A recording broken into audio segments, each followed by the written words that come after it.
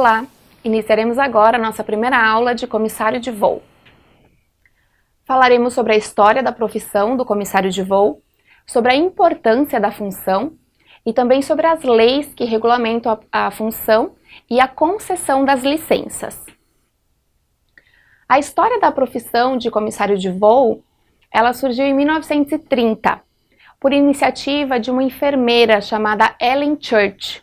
A Ellen era uma apaixonada por aviação e ela também tinha curso de pilotagem.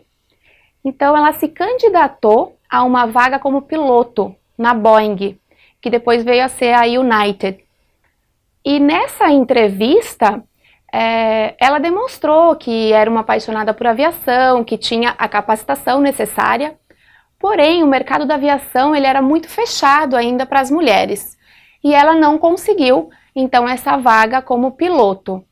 Porém, a Ellen aproveitou essa oportunidade para sugerir à empresa que colocasse a bordo das aeronaves mulheres enfermeiras para cuidar justamente do bem-estar dos passageiros e da saúde deles. Porque na época ainda não existiam os aviões a jato, então as aeronaves voavam baixo na atmosfera turbulenta. E isso causava mesmo essas indisposições e até o medo nos passageiros. Então a empresa aceitou a sugestão da Ellen e ela se torna a primeira comissária de voo, a primeira aeromoça. E assim abriu as portas da aviação para as mulheres. As primeiras comissárias então eram todas enfermeiras. Elas obedeciam um padrão de peso, altura, deviam ter até no máximo 25 anos, serem solteiras e seguir esse padrão pré-estabelecido pelas companhias, né? Elas foram todas as 7 comissárias de voo foram recrutadas e treinadas pela própria Ellen Church e elas realizaram o primeiro voo no dia 15 de maio de 1930. Esse voo saiu da Califórnia para Chicago. Hoje é um voo que tem em média 3 horas e meia, 4 horas. Na época, elas realizaram esse voo em 20 horas e nada mais, nada menos que 13 escalas. Então, era uma rotina de trabalho muito exaustiva. E as comissárias normalmente não eram muito bem remuneradas, né? A Ellen trabalhou por mais ou menos 18 meses e ela sofreu um acidente automobilístico e então voltou às funções de enfermeira. Ela foi condecorada porque trabalhou nos campos de batalha, né? A partir da Segunda Guerra Mundial, as empresas passaram a contratar as aeromoças, poderiam ter então ensino superior, porque a maioria das enfermeiras foi para os campos de batalha, como a Ellen. Então o mercado exigiu essa alteração, né, no perfil do tripulante, das comissárias. Após a Segunda Guerra Mundial, então, que a profissão surge no Brasil, porém nós adotamos aqui no Brasil o modelo europeu. Na Europa, os comissários eram homens, a profissão era exclusivamente masculina. E foi assim também no Brasil até 1954, quando então as mulheres começaram a ter mais espaço no mercado. Por quê? A partir de 1954, as empresas brasileiras começaram a voar, a ter voos internacionais. Então havia aquele espaço de descanso, lugares normalmente mais confinados, onde estavam ali crianças, mulheres, e a presença masculina muitas vezes era incômoda. Então as empresas sentiram essa necessidade de colocar mulheres capacitadas a bordo. Com o passar do tempo, as mulheres então dominaram o cenário, né, da profissão no Brasil. Aqui a gente tem uma turma de comissárias da Varig da década de 60, né? Então o mercado passou a ser, a profissão passou a ser feminina por um longo tempo. Depois surgiu a denominação comissário de voo, que foi quando as empresas começaram a crescer, a aviação expandiu e o mercado brasileiro então abriu espaço para os homens novamente, né? A profissão hoje é uma das que mais cresce no país, porque as empresas cresceram muito, né? A aviação nacional, ela expandiu e com esse crescimento das empresas, então, surgiram novas oportunidades. Vamos falar um pouquinho da função do comissário de voo. Nós somos técnicos em segurança de voo. O que isso significa? muitos passageiros, eles não têm essa definição do que seja um comissário de voo. Eles estão a bordo, nós servimos o serviço de bordo, atendemos com cordialidade, e é esse o perfil que a empresa quer que a gente apresente, né? Somos técnicos em segurança de voo, preparados em atender em caso de emergência, mas nenhuma empresa quer o seu nome vinculado a uma emergência. Então, cabe a nós estarmos conscientes da nossa função e desempenhá-la da melhor maneira possível. Somos treinados, capacitados e inspecionados com frequência para que a gente possa cumprir todos esses requisitos de técnico em segurança.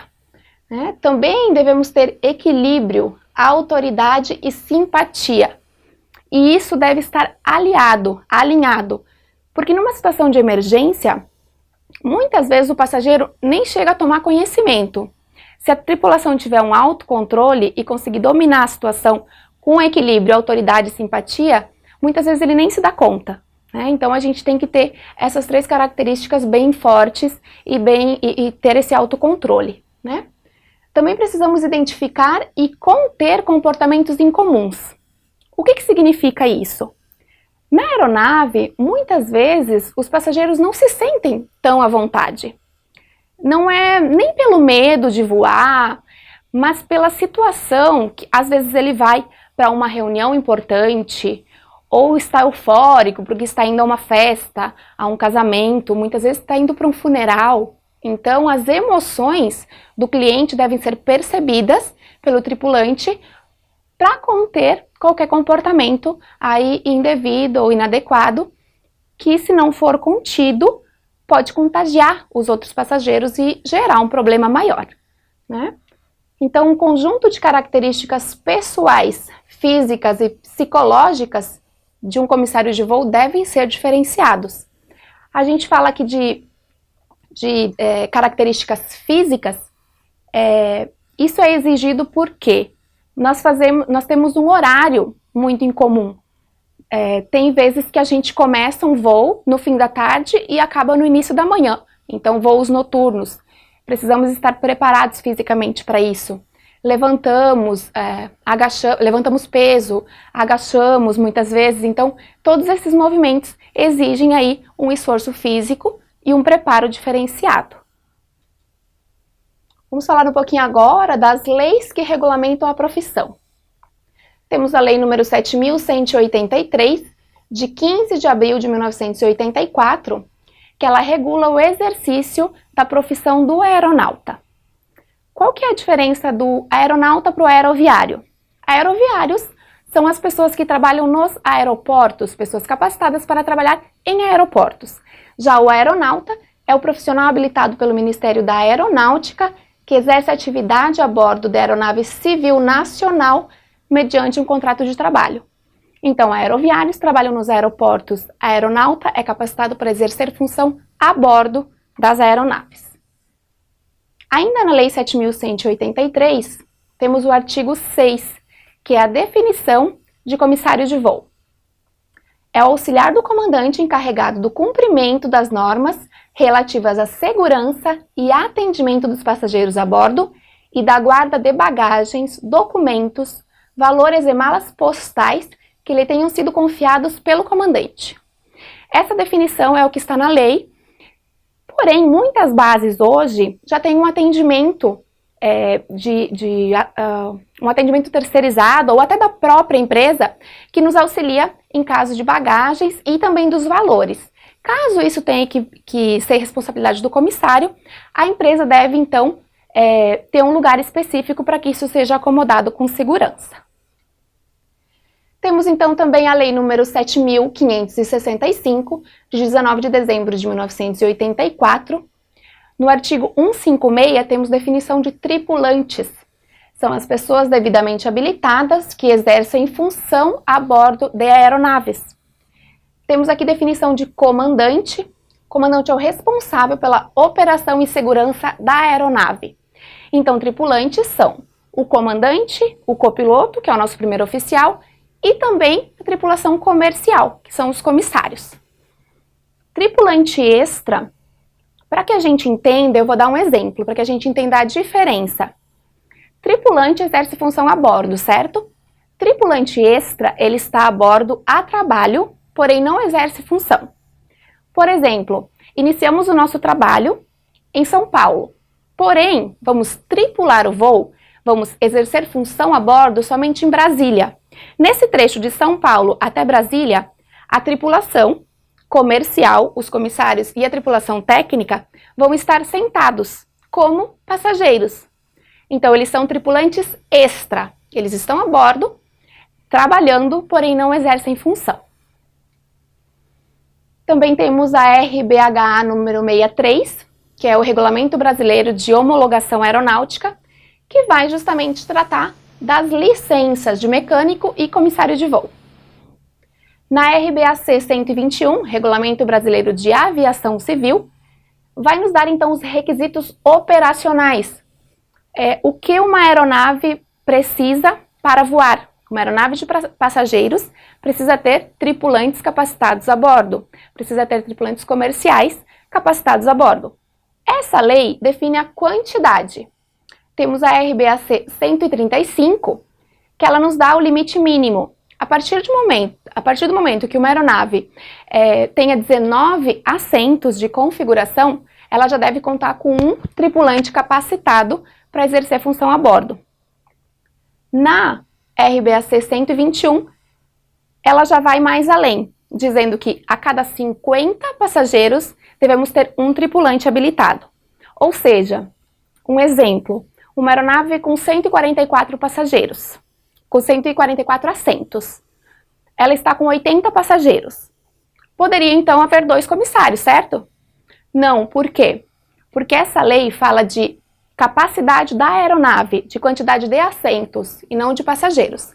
Então, uma aeronave de 144 assentos sempre vai ter que ser tripulada por 3 comissários, independente do número de clientes que esteja naquela etapa. Então, na aula de hoje, falamos sobre a história da profissão do comissário de voo, conhecemos a história da Ellen Church, a primeira aeromoça, a profissão do comissário no Brasil, que inicialmente era composta somente por homens. Depois do início dos voos internacionais, então, as mulheres dominaram o mercado de trabalho e posteriormente, então, com a ampliação, o crescimento da aviação nacional, os homens também fazem parte agora do cenário, né, da profissão, sendo denominado assim, então, comissário de voo. Também falamos da importância da função do comissário de voo, que somos técnicos em segurança de voo, somos treinados, capacitados e inspecionados periodicamente com testes e avaliações constantes para que a gente esteja sempre, então, preparado aí para atuar em caso de emergência. Também falamos sobre as leis que regulamentam a profissão e sobre a concessão de licenças, sobre o nosso Código Brasileiro de Aeronáutica, o Regulamento Brasileiro de Homologação Aeronáutica e o Regulamento Brasileiro de Aviação Civil. Espero que tenham gostado e nos vemos na próxima aula.